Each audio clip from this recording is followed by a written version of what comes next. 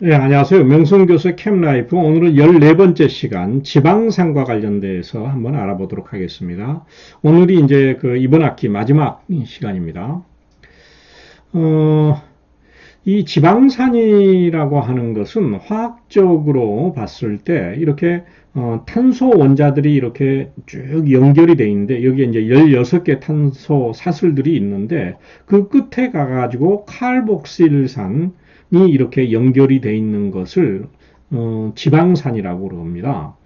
이 지방산은 크게 이제 두 가지로 나눌 수가 있는데 포화지방산하고 불포화지방산으로 나눌 수가 있어요. 그러면 이 포화지방산이라고 하는 건 뭐냐? 이렇게 탄소가 C 이렇게 단일 결합으로 탄소가 이렇게 이루어져 있는 것을 포화지방산이라고 하고, 그리고 이런 화학 구조에서 중간에 가가지고 이렇게 이중결합이 있어요. 탄소 이중결합이 있는 것을 불포화지방산이라고 그렇게 얘기하고 있습니다.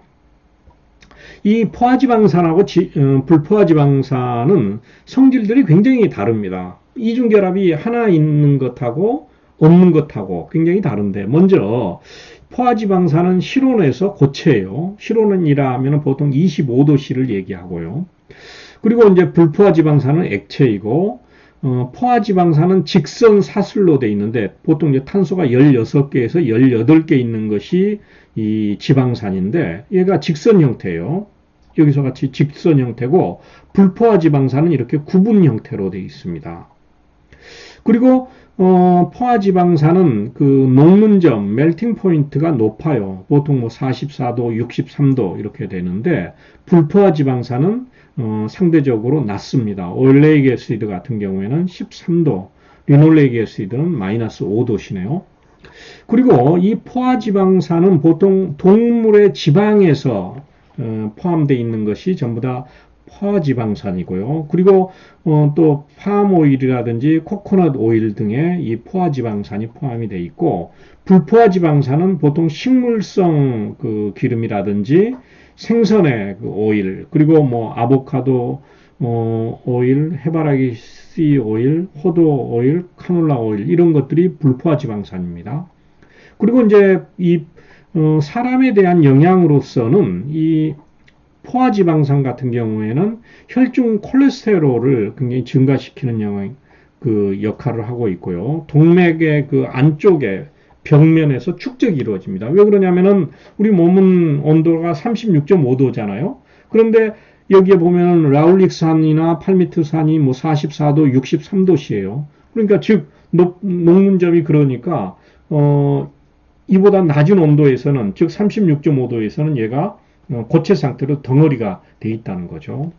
그리고 이제 불포화지방산 같은 경우에는 혈중의 콜레스테롤을 낮추는 역할을 해준다 하는 겁니다.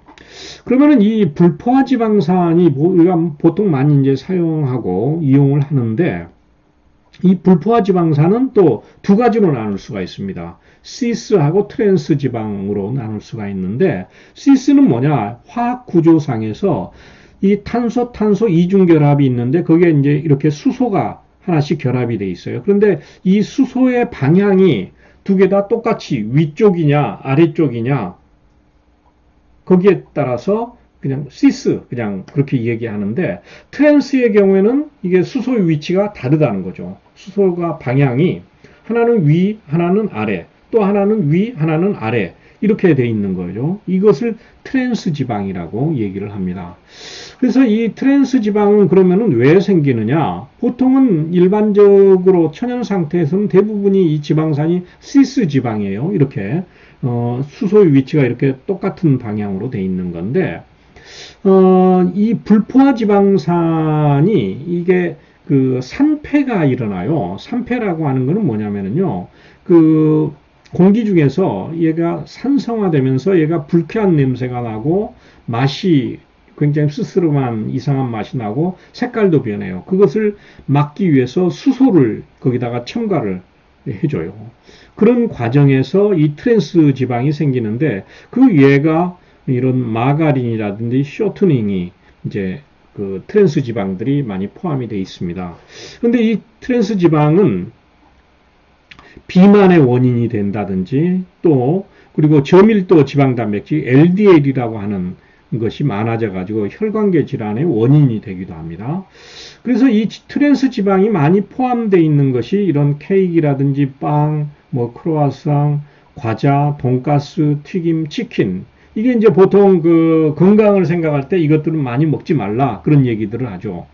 이게 왜 그러냐면은 이 트랜스 지방이 많이 포함이 되어 있기 때문입니다. 그리고 또 건강 보조 식품으로서 오메가3라고 하는 것을 뭐 선물도 하고 그러죠. 그런데 그거에 이제 약 효과가 얼마나 있는지는 모르겠지만은 이 오메가3라고 하는 것은 뭐냐? 3번 위치에 이렇게 여기 오메가 1, 2, 3입니다. 이 3번 위치에서 이중결합이 이루어진 불포화 지방산을 오메가3라고 합니다. 그래서 이 오메가3도 여러 종류가 있는데 그 중에 대표적인 오메가3 패티 애시드는 ALA라고 하는 건데 알파 리놀레이크 애시드라고 하는 거예요. 그 외에 뭐 다른 것도 있고 여기에 보면은 이제 오메가6가 있는데 오메가6는 6번 위치에 이렇게 이중결합이 있다는 거죠. 그리고 이제 식용유에 대해서 한번 알아보는데, 식용유는 보통 우리가 뭐 일상생활에서 튀김한다든지 샐러드에 드레싱 한다든지 빵을 찍어 먹는데 이렇게 사용되고 있는데, 얘는 이제 합성 지방산으로서 얘가 이제 포화지방산이 많이 포함되어 있는데, 포화지방산은 아까 보통 고체라고 그랬잖아요. 그렇지만 실온에서 얘는 액체입니다. 그래서 대표적인 것이 뭐 올리브 오일이라든지 까놀라 오일, 옥수수 오일, 뭐 땅콩 오일 이런 것들이 있는데 얘네들은 이제 가열을 하면은 산패가 일어나요. 산패가 일어나서 건강에 해로운 거죠. 그리고 이 식용유는 보통 잘 보관을 해야 됩니다. 왜 그러냐면은 열이라든지 빛, 산소에 의해 가지고 얘가 산패가 일어나요. 품질이 저하가 일어나니까 보통 이제 어두운 곳에서 차가운 곳에 보관을 한다는 거죠. 그리고 이제 유효기간을 잘 준수해야 됩니다. 이게 이제 식품회사에서 이런 오일들을 이렇게 만들어서 출시를 할 때 이런 산패가 일어나는 것을 다 고려해 가지고 유효기간을 만들고 있거든요. 그래서 유효기간을 잘 준수해서 지나간 거는 버려야 되겠죠. 사용하지 않고.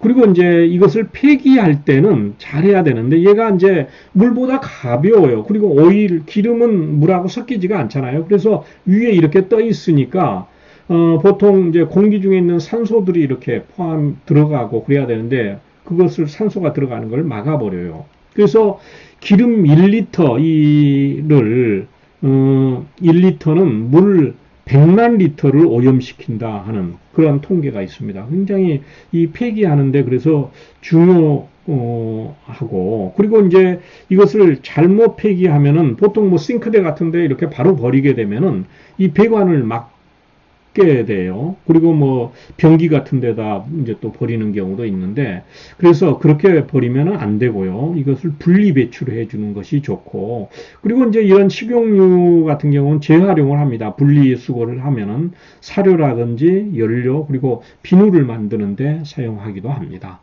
이상으로 오늘 14번째 시간 지방산에 대해서 알아봤습니다. 다음 시간에 뵙도록 하겠습니다.